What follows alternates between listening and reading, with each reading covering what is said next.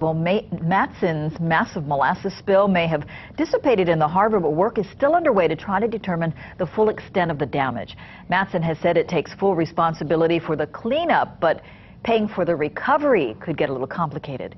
KITV4's Catherine Cruz has more in our continuing coverage. Catherine. Well, the state is waiting on lab results of the fish and coral kill to help build its case against Matson. But scientists are also looking to measure the impacts on the smaller sea life like sea slugs, seagrass, and plankton. So far, the state has inventoried 80% of the fish killed by the spill. The breakdown, how many eels and ornamental fish, along with a count of the ones that are good to eat, is expected to be released soon.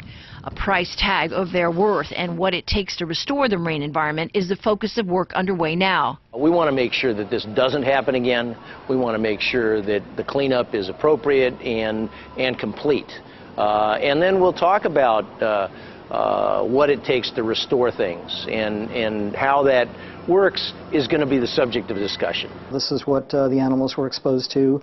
Scientists have been collecting evidence of the coral kill. They're also watching keenly for evidence of a possible algae bloom. Last week, scientists with ACOS, a private environmental firm, began collecting samples of plankton. The 4 plankton toes will hopefully give a snapshot of what effect the molasses has had on the more microscopic marine life. They went out at 9 a.m., 3 p.m., 9 p.m., and 3 a.m. To get 4 cycles in within a 24-hour period. And they towed in Kehi Lagoon and in Honolulu Harbor.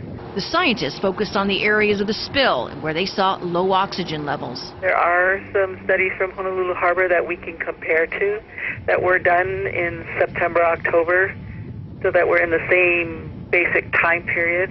They've also just sent samples off to the lab today to compare against that baseline of data.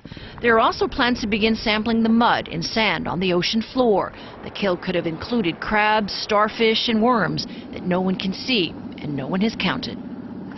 Meanwhile, Matson said today so far it has received 20 claims from individuals or businesses who suffered losses as a result of that spill, and the company has begun meeting with some of them. Back to you.